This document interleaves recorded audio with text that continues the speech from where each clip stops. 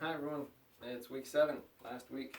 There's going to be a tutorial overview, so going over details of everything and what we're going to be doing for this week.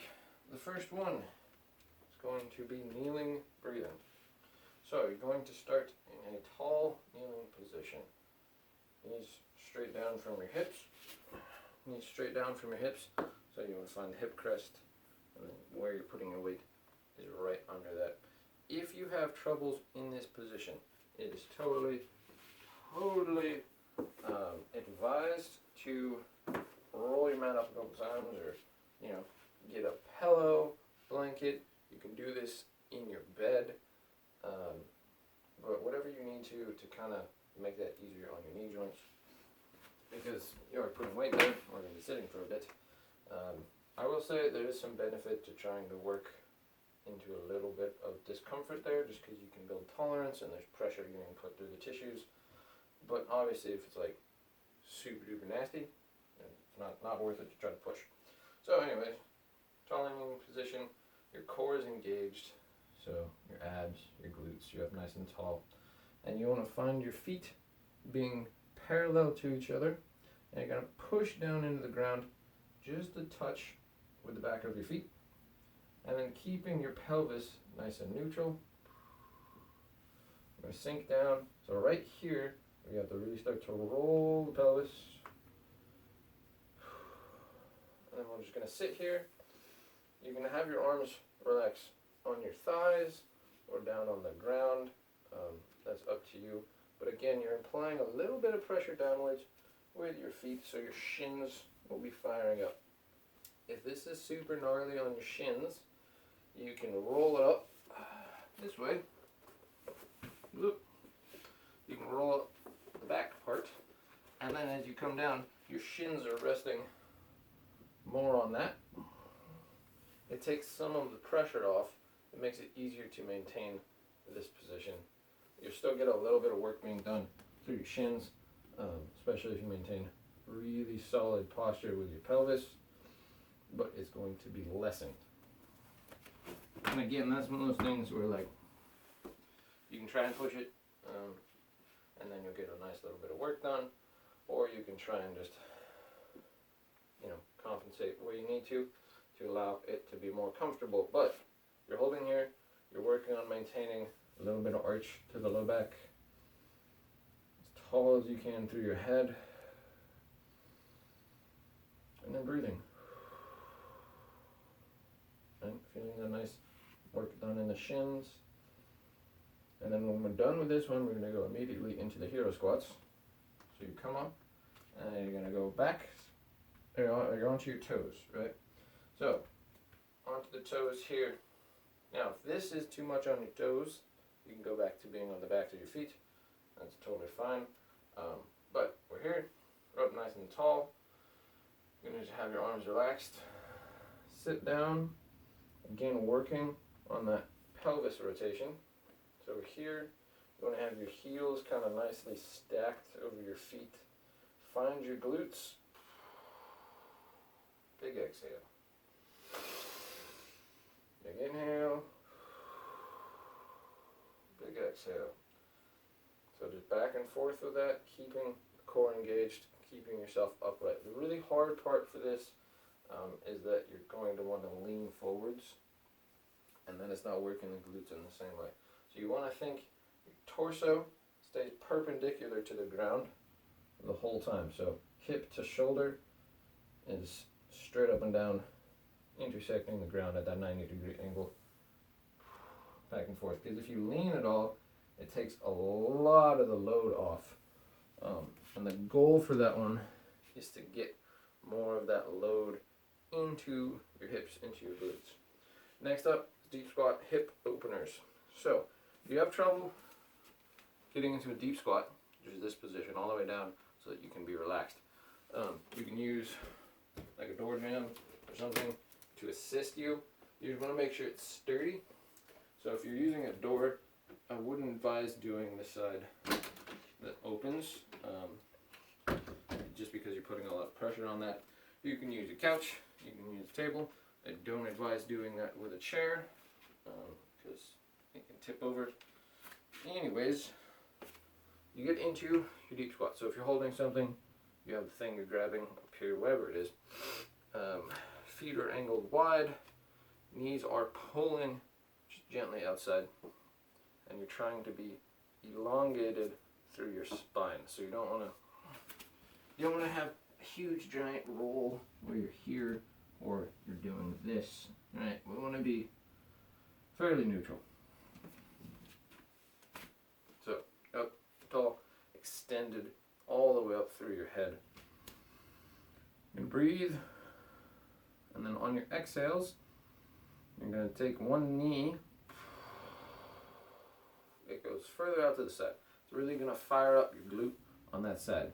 Inhale, bring it back. Exhale, other knee. Focusing on that deep part of your glute, that outside edge.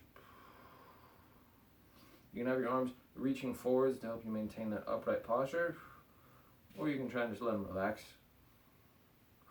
Right, so back and forth, finding the glute, squeezing it. For that full exhale, you're going to feel the groin stretch. Well, you might not feel like if you have super open hips, you might not feel it. I feel this pretty strong groin stretch very deeply when I'm doing this. You can also have your arms relaxing on your legs. Really, your arms can be wherever, as long as you're keeping that nice upright posture. And that is this one. So just back and forth. Try and see if you can keep weight down on your big toes, big toe knuckles. So if you're going here and you just like roll off the foot, it's not quite as helpful. It can be hard to maintain that pressure here as you go out. So if you like want to try it and are struggling, you can use like a coin or something that you can feel, that you can squish. You can use your finger, but that does kind of throw off the arms a little bit. And you do that. That's not too bad. You totally do not have to do that. That's just something if you want to work on your foot mechanics while you're doing this. Next up is wishbone kicks. We've done this before, so I'm just going to real quick talk through it. We're here, 90 degrees, right? Hips, knees, low back on the ground. You're going to open the heels as far as you can away from each other. Exhaling, extending, inhaling down. Right, just back and forth. Trying to make sure your back stays on the ground. You're not tensing up here too much. You're just getting that nice hamstring stretch, opening until you feel the glutes fire up. Again, if it's cramping, bring it back, let it relax, open it back up, back and forth. If you want a more detailed one, just go back to, I think it was week 1, it'll be in that video. Next up, full body rollovers. Again, this is one we've done before. Wanted to get this nice repetition in because these are good movements. Warm up the spine and the hips really well. So, you're nice here, extended. Feet are wide enough that you feel comfortable. Same with the hands. Right? Taking, reaching, bringing yourself over, and then going back. Same thing. Focusing on that reaching to the side and then up, bringing it back to your midline to allow you to roll over. And then same thing with the feet, up, over, bring it back to the midline to control that rotation, up, over, back into the midline. If you were struggling with these last time we did these, which I think was week 2, might be week 3, I think there's a bit more extensive video in that one you can go through. You can also try and just do up, down, and touch, and feeling that twist, and feeling your obliques fire. So if you're here and you feel it, and you want to try and allow that to stay connected, so that as you're dropping, that side comes up. So it's this cross-body connection here. So you could just work on this a little bit, just tapping and using that to lift your body off until you get more familiar with it if you're struggling with that at all. Next up, prone ground slides.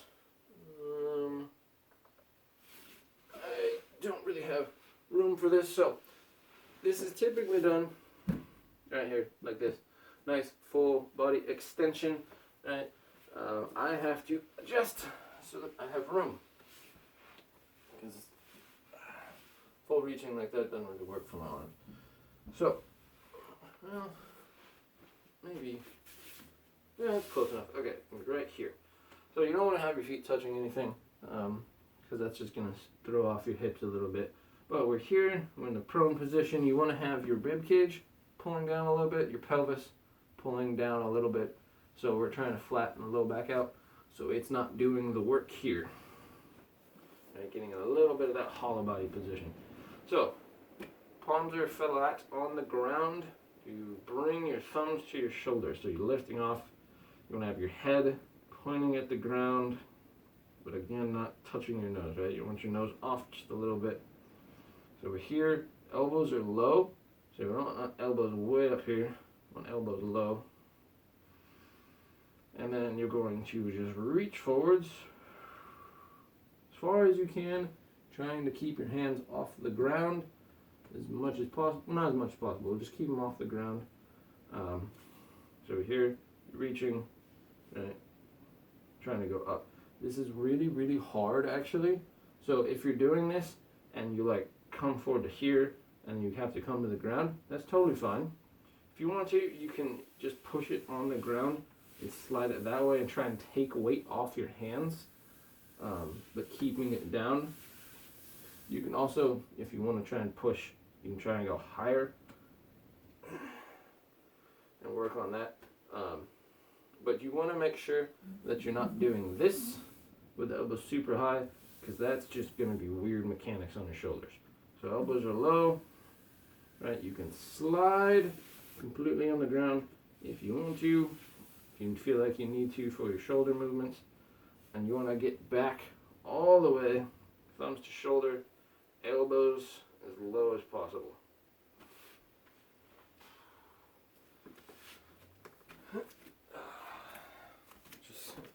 I don't want to miss one again.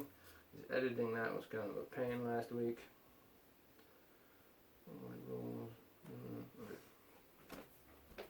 Hopefully that video turned out well. None of you said anything, so I'm assuming it went okay. So we're up nice and tall, standing posture, hip width distance, right? And what we're going to be doing here, something I'm calling elbow opener. So 90 degrees, thumbs to ceiling, fingers extended nice and far. You're going to make a fist and bring that in. So you're curling, you're going to feel that stretching here. And then you're going to open up, do the opposite motion, reaching your hands backwards. You open the wrist, open the fingers up. Fist close, fingers extended, opened. So right back and forth. You want to try and feel this rotation happening in the shoulder. So it's right, it's twisting and twisting in. So internal, external rotation of the shoulder as you're getting the wrist nice and involved. So you're just back and forth with this, squeezing and closing. Something good to try to focus on to feel while you're doing this is as you're opening, you're pulling with the shoulder blades. So if you're allowing your shoulders to jut forwards as you come open, you're going to get a lot of tension here in the front of your shoulder joint, and you don't want that. It's unpleasant. So as you're opening, you want to have the shoulders back. You're pinching the shoulder blades so that your actual shoulder joint moves backwards a little bit. So opening, and right, you should feel a big strong pinching and engagement in your upper back, in between your shoulder blades as you open up. And that is that one. Relatively straightforward. You can make it fancier, but that kind of throws out some of the mechanics, and you want to really be getting the wrist movements in, get that added benefit. So next up is forward curl. Again, nice standing posture. You set up nice and tall, reaching the head up, and then starting right here, the top of your spine. And at the highest point you can identify in your cervical spine, you're going to curl down. Right, so you're rolling, trying to think that you're spiraling yourself into a little tiny ball. keep going, and then right here, right, you're still rolling. Your arms are relaxed. You might be feeling points of tension in your chest, your back. So we're just going to curl all the way down as far as you can. Really trying to think that you're bringing your head inwards.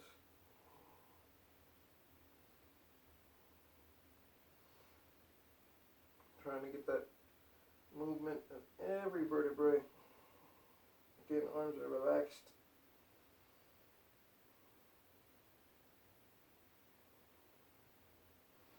Now I have a lot of range here, so if you find a point where you're like, well, I don't go any further, that's where you want to stop.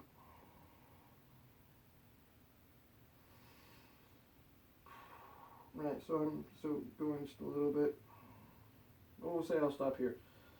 And then as you're coming up, you want to really find your glutes and squeeze them, and use that to initiate your roll back upwards. So again, trying to go slowly enough that you can feel every vertebrae coming back. That nice neutral positioning. Oh, it's much easier to talk. Right, and then back up. Now, if you want to have a little bit more of a challenge with this, you can try to go backwards. Going backwards is much, much harder because then you're relying exclusively upon your core as opposed to the stronger muscles of your glutes and your back. And just like biomechanically, it's a little bit harder. But if you want to try going backwards, at some point, it's the same, but you just start tipping up and just kind of rolling. And you just keep rolling. Now, see right here, you probably, like, I start to get crimping in my back. And that's why, like, it's hard to do the backwards one. You have to really push your hips forwards as you're doing it. So you're pushing, and you're still pushing, and then you just kind of start to lean. It gets a little complicated. Like, for most people, probably don't try it too much. You can go, you can do that, and just, like, look backwards and feel a little bit of a stretch here. And that's totally fine. It's when you start to try and really lower yourself that it gets problematic. It is sometimes nice after doing a forwards curl though, because you tighten all of this up to like open up. So if you feel super inclined to do that, if you feel like your body wants to move backwards, feel free to try it. Just make sure like you're keeping the hips engaged, pushing forwards. You open the hands up, so you're spreading your chest, and then you kind of move until you feel a little bit of a stretch. Like, I wouldn't advise trying to push that one at all. Hopefully that was enough safety. I'm not saying it's a bad thing to do at all, and like, there are ways to do it that are totally fine, safe. It's just you have to have really good coordination of your spine to do it. Last movement is going to be a single leg balance. So, we're going to initiate with that foot screw down that we've done before. So, big toe knuckle, roll to the pinky toe, set the heel. And on that foot, you're going to shift over onto it. And then take your other foot off. Right, and find your balance. So finding that nice calm point, relaxing the arms. Being nice and tall. And just holding here. We're going to do 5 in 5 breath cycles. Should be plenty of time. Right? You're trying to be aware of what your foot's doing. Now, I close my eyes because I want to challenge myself a little bit. You do not have to do that. And it's a little harder with your eyes closed to do single leg balancing. You have to know how to move your body. If you're really struggling with your balance as is, right, it is completely fine to gently touch a wall, right? Fingertip touching, so you're not putting a lot of weight into it. And using that as cueing. You can also try to touch yourself somewhere, like your belly, your shoulder, your leg. It doesn't actually really matter where you're touching. It can be helpful for maintaining that extra little bit of feedback. So that's another way you can play around with the challenge here, is just contact with something else with your fingers. You can also try, if you want to make it harder, to have a squishier surface. So if you're on a yoga mat, you can fold it up a couple times, and then now you have to control a little bit more motion because you have more give in the ground surface you're standing on. Again, those are just things if you want to try to push. You can also 100% get a lot of benefit from just standing there on one leg without any, like you're just up nice and tall, really focused. The things to really focus on trying to avoid is tensing. Right? Holding all this tension, because then it makes it really hard to balance and be relaxed, and you will just kind of tip over. So you want to have a fairly neutral, relaxed balance that you can move from. And you can actually, if you want to, you can practice doing movement, because that is a good thing to coordinate. Totally you don't have to. Right? You can just stand here. But you really want to make sure you're not tensing through the arms, through the shoulders, through the neck, as much as possible, because that will kind of build in some improper cueing mechanics internally. If you find it's very, very hard not to tense, that is when you want to use the wall, because that will make it easier to balance, so you don't have to generate as much stiffness everywhere to maintain your upright positioning. And I think that should be it for this one. As I said, if you want more tutorials on the wishbone kicks or the rolls, I have those in earlier weeks. And with that, if you got any questions, as always, shoot me an email. I hope you enjoy this one.